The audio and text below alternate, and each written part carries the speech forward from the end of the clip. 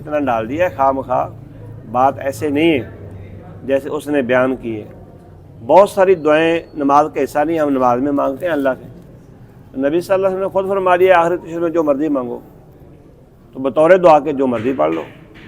ربنا لا تزغ قلوبنا بعد إذ هديتنا وهب لنا من لدنك رحمة إنك أنت الوهاب۔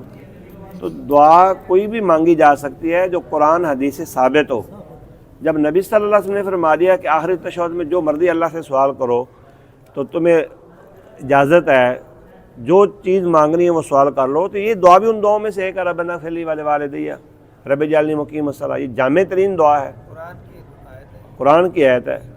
اب یہ کہے کہ کل ہم پڑھے ربنا لا تزغ قلوبنا ربنا هب لنا من ازواجنا، اگر یہ بھی نہیں ہے گیا اور اللہ کے بندے تو کسی اور طریقے سے شہرت پکڑ اپنی، یہ شہرت کا طریقہ نہیں ہے، کوئی اور ہیلا بہانا بنا۔ ہم دعا کر رہے ہیں اللہ تعالیٰ سے، دعا کرنے دے ہمیں۔ کس نے پابندی لگائی ہے کہ یہ دعا پڑھو یہ نہ پڑھو؟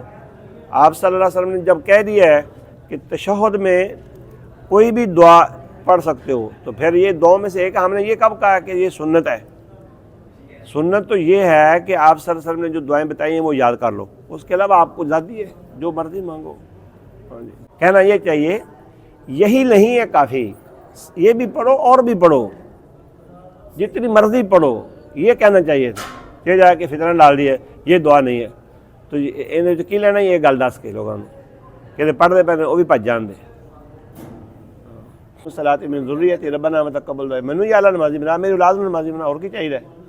نماز اولاد لگ جائے اللہ تعالیٰ دی عبادت ہے، اور کی چاہیے؟